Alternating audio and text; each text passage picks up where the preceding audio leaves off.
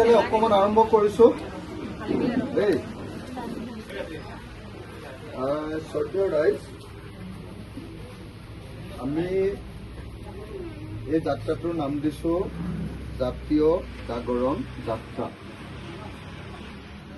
আমি এই যাত্ৰাটোত ৰাইজৰ লগত কেইটামান কথা পাতিছোঁ যে অসমৰ ৰাইজে যোৱা ৭৮ বছৰ স্বাধীনতা পাৰ কৰিলে, কিন্তু মানুহবিলাকৰচোন কাৰো অৱস্থা ভাল নহয়। ভোট দিয়ে আছোঁ, কাৰোতো অৱস্থাৰ পৰিৱৰ্তন হোৱা নাই। এতিয়াও আমাৰ দেউতা মাসকলে বা আব্বা আম্মাসকলে এতিয়াওচোন আপোনাৰ 250 টকাৰ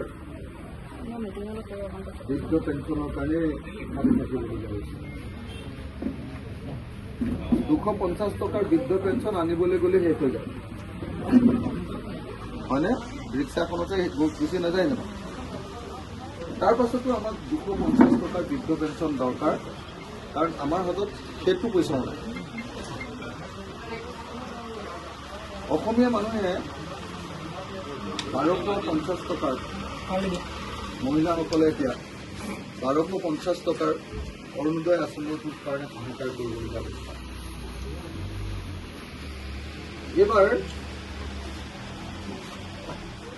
পথাৰত বৰষুণ নাই। এইবাৰ কেইদিনমানৰ কাৰণে পথাৰত বৰষুণ নাই,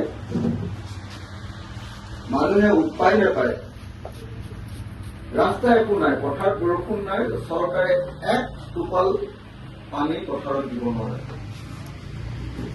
ৰাস্তা নাই, মানুহে ভেকুলী দিয়া পাতি আছে। আপোনালোকে নিজে ভাবক যে এই 2025 চনত একবিংশ শতিকাৰ 2025 চনত মানুহে ভাবিছে যে ভেকুলী দিয়া পাতিলে বৰষুণ হ'ব। মই গোটেইকেইটা বস্তু কৈ আহিছো দেই। মানুহৰ সামাজিক অৱস্থান, চিন্তাটো ক'ত পৰ্যায়ত আছে। ভেকুলীৰ বিয়া পাতিলে বৰষুণ নহয়, এইটো চবেই জানে। বৰষুণ হয় এই প্ৰচণ্ড ৰ'দত পানীখিনি গৰম হৈ ভাপ হয়। পুখুৰীৰ পানী, পথাৰৰ পানী, বিলৰ পানী, নদীৰ পানী, সাগৰৰ পানী, মহাসাগৰৰ পানী গৰম হলে পানীখিনি ভাপ হয় বুলি চবেই জানে। চবেই পানী উতলাই ভাপ হৈ যায়, ভাপ হলে ওপৰলৈ এনেকে গুচি যায় পানী। জলীয় ভাৱ, জলীয় ভাৱটো যেতিয়া ওপৰলৈ গৈ থাকে, ওপৰত গৈ গৈ ঠাণ্ডা। আপুনি যিমান ওপৰলৈ যাব, পাহাৰৰ ওপৰলৈ গৈ থাকিলে ঠাণ্ডা। যেতিয়া ঠাণ্ডা পাব, সি অকমান গোট মাৰে, সেইটো ডাৱৰ। সেই ডাৱৰটোক যেতিয়া বতাহে ঠেলি লৈ যায়, আমাৰ পাহাৰত খুন্দা মাৰি দিব, তললৈ নামি আহিব, কিন্তু বৰষুণ। চব মানুহে জানে যে ভেকুলী বিয়া পাতিলে পথাৰৰ পানী গৰম নহয়, হ'ব নেকি? হয়নে নহয়? কেতিয়াও নহয়। তথাপিও আমি ভেকুলী বিয়া পাতিছো, কেলে? কাৰণ আমাৰ কোনো উপায় নাই। আমাৰ তেল ওলালে, তেলখিনি দিবৰ কাৰণে ডাঙৰ ডাঙৰ পাইপ ঠিকে বহুৱা লাগে। কিন্তু আমাৰ ব্ৰহ্মপুত্ৰ, আমাৰ দিচাং, আমাৰ দিশৰ পৰা এক জালুক পাইপ বহুৱাই এক টোপাল পানীও আমাৰ পথাৰত এতিয়ালৈকে নিদিলে। এক টোপাল পানী ক'ত তুলিব পৰা? হাহাকাৰ পৰিস্থিতি মানুহৰ, হাহাকাৰ।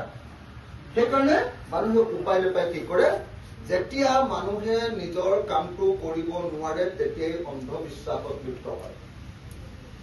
যে কোনোবাই আমাক কৰি দিব, আমিতো নিজে কৰিব নোৱাৰো, ভগৱানে কৰি দিব আমাক। ভেকুলী বিয়া পাতি আমি তেনেকে আশা কৰো। এয়া যদি অৰ্থনৈতিক অৱস্থা আমাৰ 250 টকাৰ বৃদ্ধ পেঞ্চন বিচাৰি থকা অৱস্থা, 1250 টকাৰ অৰুণোদয় আঁচনি বিচাৰি থকা অৱস্থা, 1250 টকাত আমেৰিকাত অকল 2 কেজি চাউল পায়। ধনী দেশ এখন। আমি 2 কেজি চাউলৰ সমান পইচা কেইটাৰ কাৰণে আমাৰ প্ৰত্যেকজন, মোৰ মা, মোৰ পেহী, মোৰ খুৰীদেউ, সববিলাক মানুহ এই 2 কেজি আমেৰিকাৰ 2 কেজি চাউলৰ পইচাটোৰ কাৰণে হাহাকাৰ কৰে। মোৰ দেউতাই 250 টকা য'ত এটা হৰলিক্স কিনিব নোৱাৰে, সেই পইচাটোৰ কাৰণে ৰৈ থাকে। ভাবে যে মই 250 টকা আনিবলৈ গ'লে টাউনলৈ যাওঁতে খতম হৈ যাব, সেইকাৰণে 4বাৰ সোমক 1000 হওক, 1000 হলে মানে যাত গ'লে 250 টকা খৰচ হলেও 750 টকা এটা ৰৈ যাব। আমি কিমান অৱস্থা বেয়া হলে এনেকে চিন্তা কৰিব আপোনালোকে কেনেকে পাৰে। স্বাধীনতাৰ পাছত যিবিলাক দেশ স্বাধীন হৈছে সিহঁতি গৈ কৰ পাইছেগে? আমাৰ অকল খালি হিন্দু মুছলমান, হিন্দু মুছলমান, হিন্দু মুছলমান থাকিব নোৱাৰি পৃথিৱীখনত।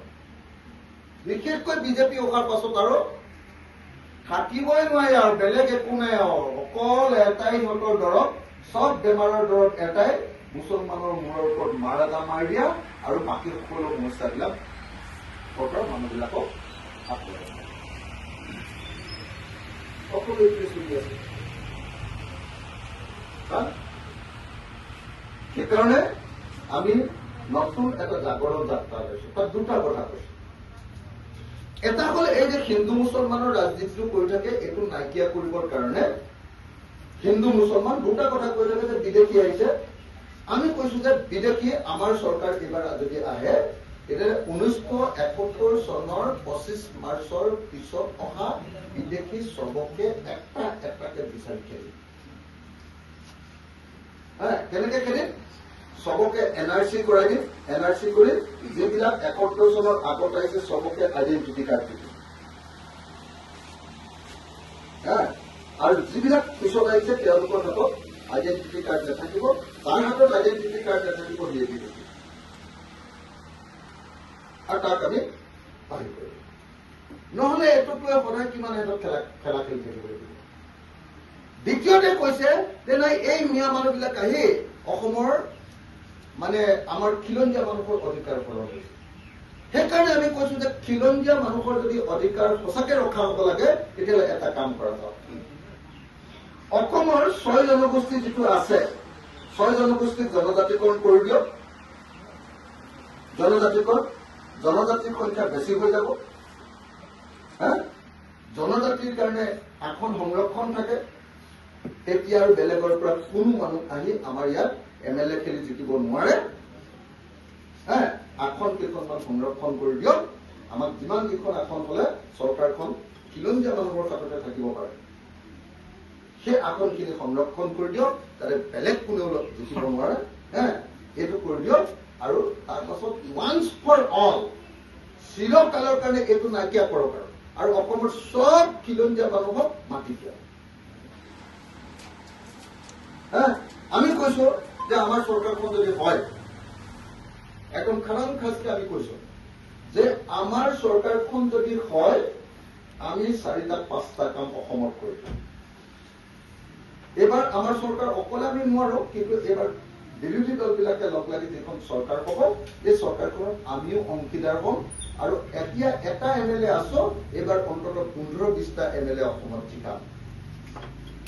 যদি 15-20টা MLA এবাৰ জিকাম নহয়, তেতিয়াহ'লে কি কৰিম জানে না? কেইটামান কাম কৰিমেই কৰিম।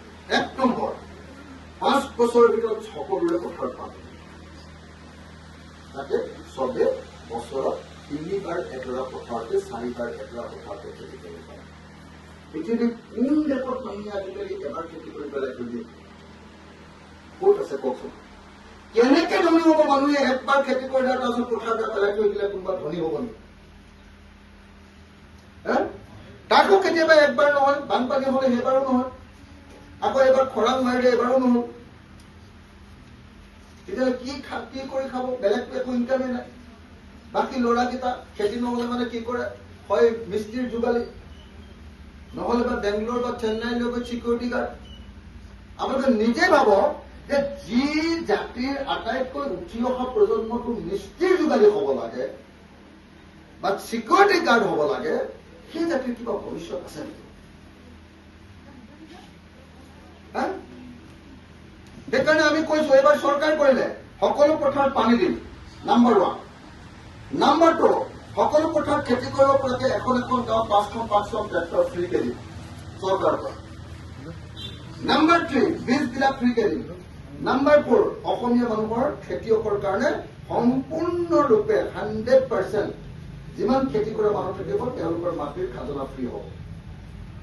খেতিয়কক কি খেতি কৰিবলৈ মাটিৰ খাজনা ফ্ৰী হ'ব?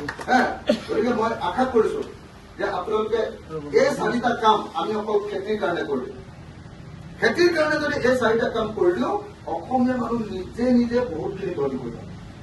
3বাৰ যেতিয়া খেতি কৰিব, এডৰা খেতি এডৰা পথাৰত এবছৰ শালি কৰিলে, আহু বা বড়ো কৰিলে, এবাৰ সৰিয়হ বা শাক পাচলি কৰিলে। মিয়া মানুহবিলাকেতো কি কৰে জানে নাই? এইডোখৰ গুমধান লগাই দিলে নহয়, গুমধান লগাই দিলে বা হেৰি লগাই দিলে, কি কয় আপোনাৰ এইটো ঘেঁহু। ফোনটো থোৱা, ঘেঁহু লগাই দিলে। ঘেঁহুটো পকিবৰ সময়তে, ঘেঁহুটো মেচিয়ৰ হ'বৰ সময়তে তাৰ তলত মটৰ দি দিলে। নিজে নিজে ঘেঁহু কাটে আৰু মটৰ হৈ গ'ল। আলুটো খেতি কৰিলে তাৰ লগত ৰঙালাওটো দি দিলে। নিজে নিজে আৰু এটা খেতি নিজে নিজে আহি গ'ল। একো কষ্ট চষ্ট নাই। আমাৰ মানুহবিলাকেহে আৰু অকল ধান খেতিটো কৰিলো আৰু তাৰপিছত আৰু তাচ খেলি খেলি কৰি থাকিব। কেৰম খেলিলো, তাচ খেলিলো, আড্ডা মাৰিলো, ঘৈণীয়েকে কি কাম কৰা নাই তাক দুখ দিলো, তই সোনকালে উঠা নাই, তই ভালকে সময়মতে ভাত দিয়া নাই, এইখন কৰি থাকোতে গৈছে আৰু, হয় নে নহয়? সেইকাৰণে মই একদম চিধা চিধিকে আপোনালোকক ক'ব কৈছো যে স্বাধীনতাৰ ৭৮ বছৰ কৈ গ'ল, কংগ্ৰেছক ভোট দিলো, জনতাক ভোট দিলো, অসম গণ পৰিষদক ভোট দিলো, অসম গণ পৰিষদৰ লগত CPIক ভোট দিলো, CPMক ভোট দিলো, বিজেপিক ভোট দিলো, চবকে চালো, কোনেও অসমৰ দুখীয়া মানুহবিলাক, খেতিয়কবিলাকৰ সমস্যা, সাধাৰণ মানুহবিলাকৰ সমস্যা সমাধান নকৰে। সেইকাৰণে এইবাৰ যদি চৰকাৰত আহো, খাটাং কথা, মই গোটেই জীৱন অকল মানুহৰ কাৰণে যুঁজিছো, এইবাৰ চৰকাৰত যদি আমি অংশীদাৰ হওঁ, 1 নম্বৰ 5 বছৰৰ ভিতৰত সকলো পথাৰত যদি পানী যোগান দিবলৈ আঁচনি নলয়, চৰকাৰ ভাঙিব। এয়া পাই ভাল পাই বাদ দিয়ক, কোনে যি কথা কয় নাজানো, কাম কৰিব লাগিব। 1। 2 নম্বৰ, অসমৰ প্ৰত্যেকজন মানুহে যাতে কাম পায়। খেতি কৰাৰ পাছত যিবিলাক মানুহ ফ্ৰী থাকিব, যাৰ ঘৰত খেতি মাটি নাই, তেওঁলোকক প্ৰত্যেকজন মানুহক কাম দিব লাগিব। কাম দিবৰ কাৰণে কি কৰিব লাগিব? গাঁৱে গাঁৱে সৰু সৰু ইণ্ডাষ্ট্ৰী খুলিব লাগিব, সৰু সৰু ইণ্ডাষ্ট্ৰী। আপোনালোকৰ ইয়াত বোলে খেতি কৰি আপোনালোকে বোলে সাপোজ অলপ শুনি লওক, আপোনালোকে বোলে ইয়াতে খুব বিলাহী উৎপাদন কৰে, বিলাহীৰ পৰা আমি চচ বনোৱা ইণ্ডাষ্ট্ৰী, চাওমিনৰ পৰা চচ যে হয়, বিলাহীৰ পৰা চচ বনোৱা ইণ্ডাষ্ট্ৰী, চাওমিনৰ লগত খায়নে নাই? চচ বনোৱা ইণ্ডাষ্ট্ৰী, চক বনোৱা ইণ্ডাষ্ট্ৰী, জেলি বনোৱা ইণ্ডাষ্ট্ৰী কৰিলো বোলে। আমাৰ ইয়াত বোলে ঘেঁহু খেতি কৰিলো, ঘেঁহুৰ পৰা আকৌ আপোনালোকে জানে নহয়, পশু খাদ্য খুব ধুনীয়াকে তৈয়াৰ কৰিব পাৰি, পশু খাদ্যৰ ইণ্ডাষ্ট্ৰী বনালো, তাত আমাৰ মানুহে কাম কৰিলে। 2টা ইণ্ডাষ্ট্ৰী গাঁওখনত সৰু সৰু বনাই দিব পাৰিলে, এটাত 50টাকে কাম পালেওচোন 100টা মানুহে কাম পালে গাঁওখনত নিবনুৱাই নাই, হয়নে নহয়? এইটো কাম কৰিব পাৰিম নহয়, কেলে নোৱাৰিম? এইবাৰ জাগিৰোডত ছেমিকণ্ডাক্টৰ ইণ্ডাষ্ট্ৰী খুলিবৰ কাৰণে কেন্দ্ৰীয় চৰকাৰ আৰু ৰাজ্য চৰকাৰে টাটা কোম্পানীক এটাই দিছে 15,000 কোটি টকা, ৰাজ্য চৰকাৰে 5,000 কোটি টকা, 20,000 কোটি টকা। মোৰ হাতত 20,000 কোটি টকা থাকিলে অসমৰ 26,000খন গাঁৱৰ চবতে মই 2টা ইণ্ডাষ্ট্ৰী কৰি দিম, আৰু অসমত এটাও নিবনুৱা নাথাকে। অসমৰ কোনো ল'ৰাই গৈ চিকিউৰিটি গাৰ্ড বেংগলোৰ গৈ কৰিব নালাগে। অসমখন নতুনকে বনাই প্ৰত্যেকজন মানুহক কাম দিয়ে। এনেকুৱা ধৰণে যদি চিন্তা নকৰো, মই আপোনালোকক চিন্তাখিনি দেখুৱাই দিছো। সদায় যদি অকল হিন্দু মুছলমান কৰি থাকো, হিন্দু মুছলমান অন্নপৰতে, তেতিয়াহ'লে কাম নহব ন, কাম নহব। আৰু আজিকালি আগতে অকল মিয়া বুলি গালি পাৰিছিলে, এতিয়াতো অকল পুৰা মুছলমান বুলিয়ে দি দিয়ে আৰু শান্তি নাইকিয়া হৈছে। অথচ মোৰ সমষ্টিত যিবিলাক মুছলমান মানুহ আছে সেইবিলাক একেবাৰে ৰজাদিনীয়া মুছলমান। আপোনালোকৰ ইয়াত কোনোবা মিয়া আছে নেকি? ইয়াততো চব বৰিয়া বা মৰিয়া, হয় নে নহয়? আমাৰ এই অঞ্চলত মিয়া মানুহৰ গাঁও আছে নেকি? ক'তোতো নাই, আছে জানো? ক'তোতো এখনো মিয়া গাঁও নাই আমাৰ, হয় নে নহয়? কোনোবাই ভাড়া ঘৰত আছে, এইটো বেলেগ কথা, কিন্তু মিয়া গাঁও আমাৰ শিৱসাগৰত আছে নেকি? মইতো দেখা নাই ক'তো। যদি দেখো চৰকাৰী মাটি মিয়া মানুহে আহি ধুবুৰীৰ পৰা দখল কৰিছে, সেইটোতো নিদিওঁ ভাই, মিছা কৈলা। ধুবুৰীত আমাৰ ইয়াৰ পৰা যোৱা মানুহ এটা কেনে চৰকাৰী মাটি দখল কৰি ঘৰ বনাবলৈ দিব নেকি? হয় নে নহয় কওক? দিব নেকি কওক? সেইটোক লৈ হিন্দু মুছলমান কৰি লাভ নাই, সেইটোক লৈ মিয়া অমিয়া কৰি লাভ নাই। আমাৰ শিৱসাগৰৰ মাটি ভাই বেলেগ মানুহক আহি ইয়াতে চৰকাৰী মাটি দখল কৰিবলৈ নিদিওঁ, কথা সেইটো হয় নে নহয়? সেইটো হিন্দু মুছলমান নহয়। কিন্তু আজি ধুবুৰীলৈ গ'লেতো মোক কোনো কৈছে মোক কৈ ধুবুৰীৰ চৰকাৰী মাটি এটুকা মোক দখল কৰিবলৈ দিব নেকি? ধুবুৰী মানুহ এজনে যদি মোৰ ইয়াত চৰকাৰী মাটি দখল কৰে, মই ধৰিম এই মোৰ মাটি নহ'ব দেই, ইয়াৰ পৰা যা, হয় নে নহয়? কিন্তু সেইটোৰ কাৰণে হিন্দু মুছলমানৰ ৰাজনীতি কৰি এবাৰ ক'ব 2016 ক'লে বোলে জাতি মাটি ভেটি শৰাইঘাটৰ শেষ ৰণৰ কাৰণে আমাক প্ৰক্ৰিয়া দিলোঁ। শৰাইঘাটৰ শেষ ৰণখন কৰিলে, জিকিলে, জিকাৰ পাছতো তেওঁলোকৰ সমস্যাৰ সমাধান নাই। মোগল খেদিব নোৱাৰিলে, হয় নে নহয়? মোগল খেদিব নোৱাৰিলে, শৰাইঘাটৰ শেষ ৰণতো জিকাই দিলেও তেওঁলোকক। মোগল খেদিব পাৰিলে জানো? নোৱাৰিলে। এইবাৰ ক'লে নহয় আজমলে খালে, সেইবাৰো জিকাই দিলে। আজমলৰ লগত বন্ধুৱে পাতিলে, আজমলকটো নেখেদিলে, আজমলকটো একো একচন নললে, বৰং গোটেই আজমলৰ লগত লগ লাগি আজমলৰ পৰা আপোনাৰ কি কয় এই ৰাজ্যসভাৰ নিৰ্বাচনৰ ভোট ললে, ৰাষ্ট্ৰপতি নিৰ্বাচনৰ ভোট ললে নে নাই? এইবাৰে কৰিলে যে মিয়াই অসমখন খালে, মিয়াক খেদিলে অসম বাচি গল। এইবাৰ 3 নম্বৰ ব্লকৰ মন্ত্ৰটো আহি গল। সেইকাৰণে অসমৰ প্ৰত্যেকজন নাগৰিকক কবলৈ আহিছো, এইচব হিন্দু মুছলমানৰ ৰাজনীতি এটা বিজেপিৰ ঠাণ্ডাবাজি ৰাজনীতি বাদ দিয়ক। অসমৰ প্ৰত্যেকজন মানুহৰ ধনী হব লাগিব, প্ৰত্যেকজনে নিজৰ ল'ৰা ছোৱালীৰ বেমাৰ হলে কোনোবা MLA চেমেলাৰ হাতত হাত পাতিব নালাগে, চবে যাতে নিজৰ ল'ৰা ছোৱালী বেমাৰ হলে দিল্লীলৈ নিব পাৰে,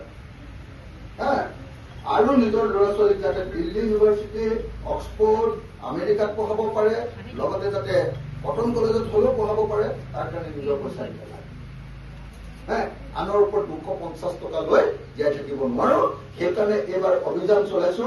মই খাৰাংখাজ কৈছো, খাৰাংখাজ, মোৰ কোনো লোক ডাক নাই। এই অঞ্চলটো আপোনালোকৰ শিৱসাগৰ সমষ্টিত নতুনকৈ কৰিছে। মই গম পাইছো যে ইয়াৰে চালফা এটা আহি মানুহক দম দিবলৈ আৰম্ভ কৰিছে বিজেপি।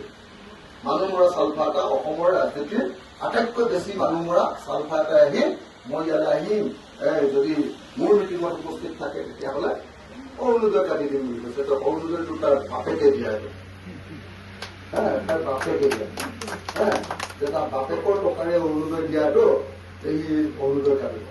MLA মই, ই এটা চালফা, মানুহ মৰা চালফা, কি মোৰ আগত দাদাগিৰি কৰিবলৈ আহিছে? মই তাৰ প্ৰধানমন্ত্ৰীলৈ ভয় নকৰো, মই তাৰ গৃহমন্ত্ৰীলৈ ভয় নকৰো, অমিত শ্বাহলৈ, মই তাৰ হিমন্ত বিশ্ব শৰ্মাক মুখৰ আগতে তোমাৰ সমান 2 নম্বৰ নাই বুলি দম দিওঁ। সি আহি আকৌ মোৰ ইয়াত কথা কবলৈ আহে, চালফা এটা মানুহ মৰা পাৰ্টি এটা।